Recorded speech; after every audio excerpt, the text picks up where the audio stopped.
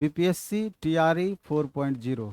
ये video specially 1 to 5 और 6 to 8 वालों के लिए है और वैसे छात्रों के लिए भी है जिसका कि सीटेट का एग्ज़ाम अभी जस्ट समाप्त हुआ और टीआरई 4.0 में उनको मौका मिलने वाला है। इसलिए पूरी जानकारी उनके लिए ज़रूरी है कि वो इस बात को समझें कि टीआरई 4.0 में उनके लिए कंपटीशन कितना टफ होने वाला है या किस हिसाब से तैयारी करें कि एक सीट सुनिश्चित हो सकता है।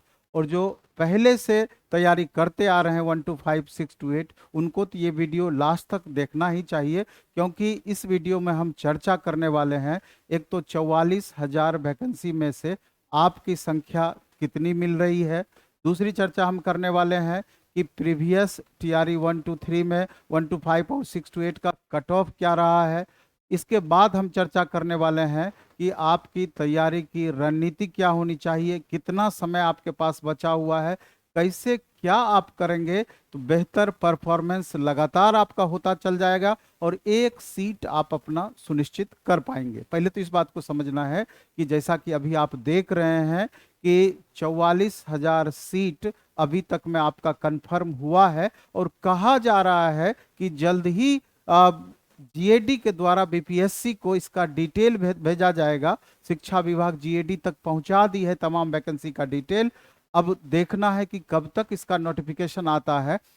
ऐसे तो संभावित बताया जा रहा है, माननीय शिक्षा मंत्री जी का भी आपने देखा होगा कि उन्होंने बताया है कि नेक्स्ट मंथ हम नोटिफिकेशन कंफर्म देने वाले हैं, लेकिन उससे पहले छात्र नेताओं के द्वारा 16 फरवरी को एक महा आंदोलन का आगाज किया जा रहा है, क्योंकि उनको माननीय मंत्री जी के बातों पर भरोसा नहीं है, क्योंकि पिछले 1 साल से लगभग लगातार इन बातों पर चर्चा हो रही है कि अब नोटिफिकेशन आएगा, अब नोटिफिकेशन आएगा, अब नोटिफिकेशन आएगा। तो निश्चित रूप से जब तक नोटिफिकेशन नहीं आ जाता है तब तक विश्वास करना कठिन होगा। इसलिए तमाम छात्रों को 16 तारीख का जो आंदोलन होना है उसमें सहयोग निश्चित रूप से करनी चाहिए।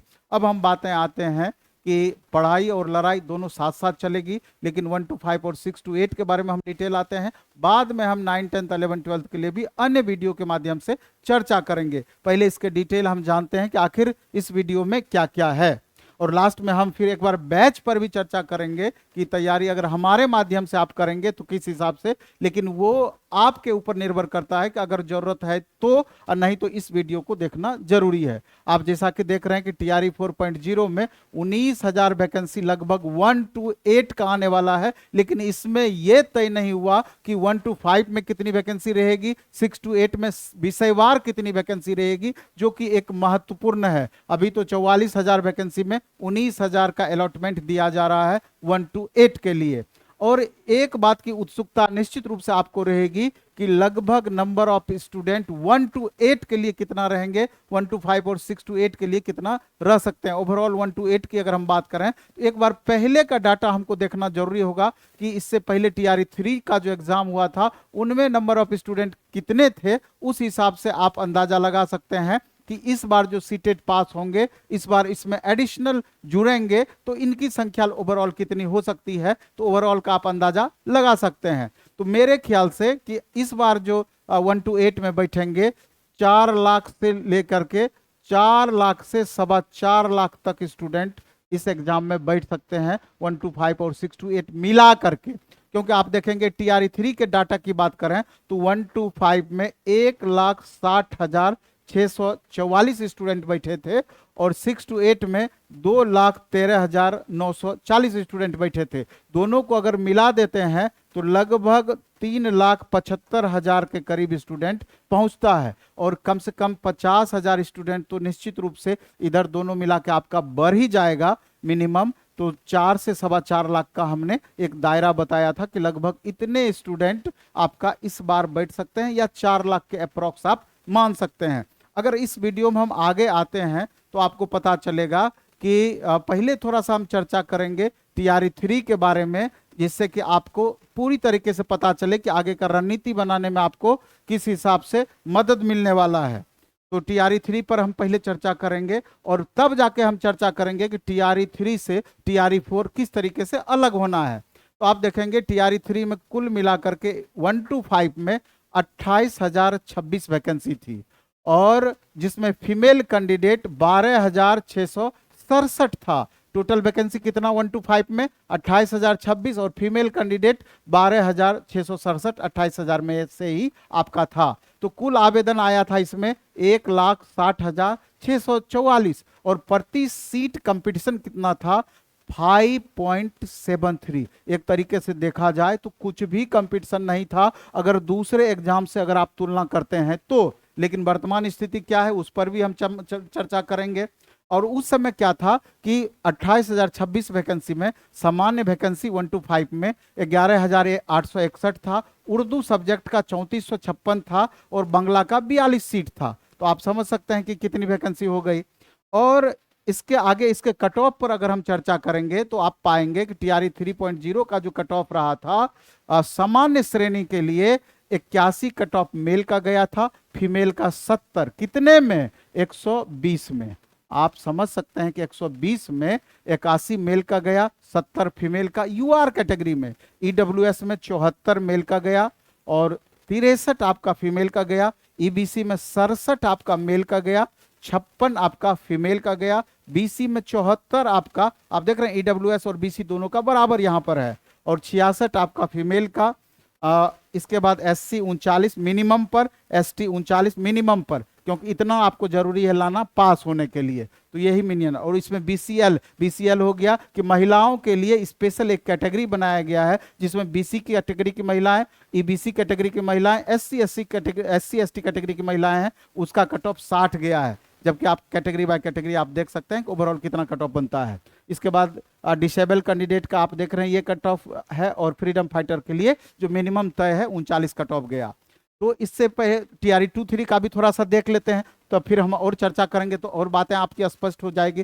टीआरई 3 में चूंकि 9100 वैकेंसी जरूर निकली थी, लेकिन मात्र 3100 ही रिजल्ट दिया गया था, जिसका 89 यूआर कैटेगरी का कट ऑफ गया था। जबकि टीआरई 1 की अगर हम बात करें तो यूआर का 67 कट ऑफ था, मेल का फीमेल का 57 था, ईडब्ल्यूएस का 56 था, 48 था। उस समय कंपटीशन आपका बहुत सरल था, बहुत कम कंपटीशन था, अच्छी खासी उस समय वैकेंसी थी। ईबीसी का 55, मेल का फीमेल का 47, बीसी का 60, फीमेल का 44, एससी का 47, 39, एसटी का 46 और 39, ये मिनिमम कट ऑफ है। तो कहने का ये आशा है कि डे बाय डे में आपका कंपटीशन लगातार बढ़ता चला गया।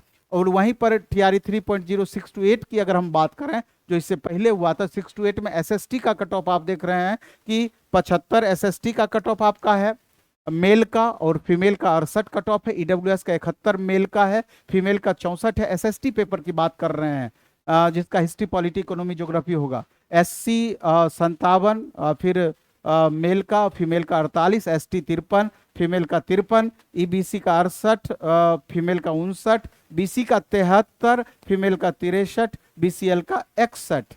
उसी तरीके से मैथ एंड साइंस का देख रहे हैं कि 120 में मैक्सिमम कट ऑफ गया है आपका, 92 कट ऑफ चला गया है। फीमेल का 82 कट ऑफ गया है, ईडब्ल्यूएस का 88 है, फीमेल का 75 है, एससी का 46 है, फीमेल का 39 मिनिमम पर है, एसटी का 42 है, फीमेल का 41 है, ईबीसी 85 है, फीमेल का 65 है, बीसी का 89 है, फीमेल का 75 है, बीसीएल का 71 है। उसी तरीके से वैकेंसी जो उस समय था आपका टीआरई 3 में, टोटल सब मिला के 19,645 था 6 to 8 के लिए, और जिसमें कि स्टूडेंट 2,13,940 स्टूडेंट शामिल हुए थे, सब सब्जेक्ट मिला के, मैथ और साइंस मिला करके 6114 वैकेंसी थी। एसएसटी का 3710 वैकेंसी था, इंग्लिश 2586 वैकेंसी था, हिंदी 2865 वैकेंसी था, उर्दू का 1952 वैकेंसी था।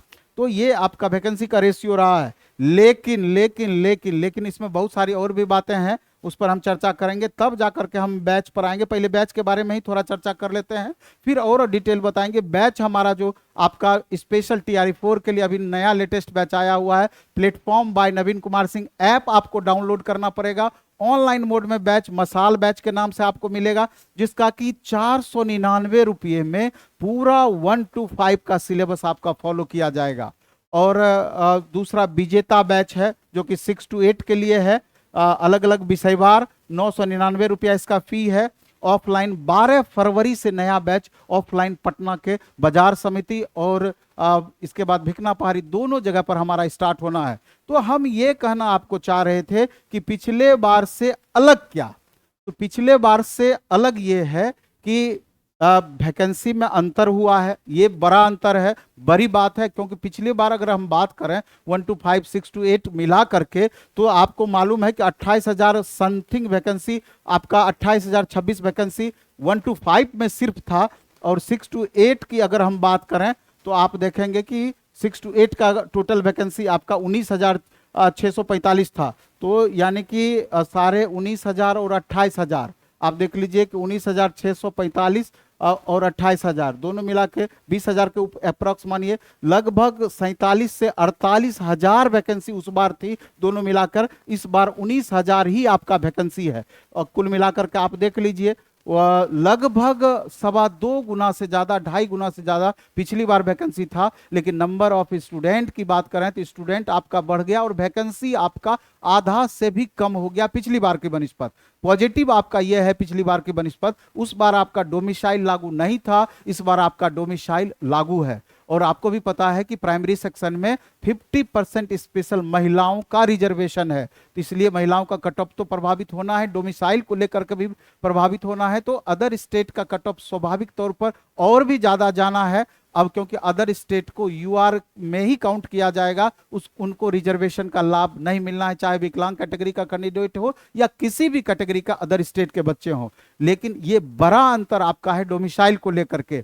लेकिन राह आपका बहुत आसान नहीं होना है, आपको भी पता है। इसलिए अगर फरवरी मार्च में अगर आपका नोटिफिकेशन आता है तो आप समझिए कि अप्रैल में कितना भी होगा तो जून से पहले आपका एग्जाम नहीं संभावित होगा। मिनिमम 3 महीने का टाइम आपको बीच में मिलेगा ही मिलेगा, 3 से 3.5 महीने का समय। इसलिए जो भी छात्र इस बार सीटेट दिए हैं उनको पता हो गया होगा कि आप पास कर रहे हैं कि नहीं कर रहे हैं, क्योंकि सीटेट वाले बिहार के बच्चों की अगर हम बात करें तो यूआर कैटेगरी में तो 90 मार्क्स है, लेकिन आपको category by category, OBC category में आपको 82 मार्क्स लाना है और एससी एसटी के केस में आपको 75 ही मार्क्स लाना है पास होने के लिए। तो आप देख लीजिए कि एग्जाम जब आप दिए हैं तो क्या इससे ऊपर आपका मार्क्स आ रहा है। तो अगर इससे ऊपर मार्क्स आ रहा है तो आपको तुरंत तैयारी में लगनी चाहिए बिना विलंब किए हुए। अगर आप पटना आके तैयारी करना चाहते हैं तो 12 तारीख से हमारा नया बैच स्टार्ट हो रहा है। एक बात और ऑफलाइन मोड में आपको कहना चाहते हैं कि बाय चांस अगर खुदा ने खास्ते आपका रिजल्ट मिस हो जाता है तो जो भी आपका एडमिशन का फी होगा 100% फी आपकी वापसी हो जाएगी, क्योंकि आंसर की लगभग आपका 15 तारीख के आसपास जारी हो जाएगा। तो जैसे ही आंसर की जारी होगा तो आप कंफर्म हो जाएंगे कि आपका एक्चुअल मार्क्स कितना मिलना है, आप पास कर रहे हैं कि नहीं कर रहे हैं। लेकिन आपको जी जान लगा करके मेहनत करना ही होगा आपको। ये तो हम एक आपको सीन दिखाए थे, बाद में इसके सिलेबस पर भी हम चर्चा करेंगे दूसरे वीडियो के माध्यम से।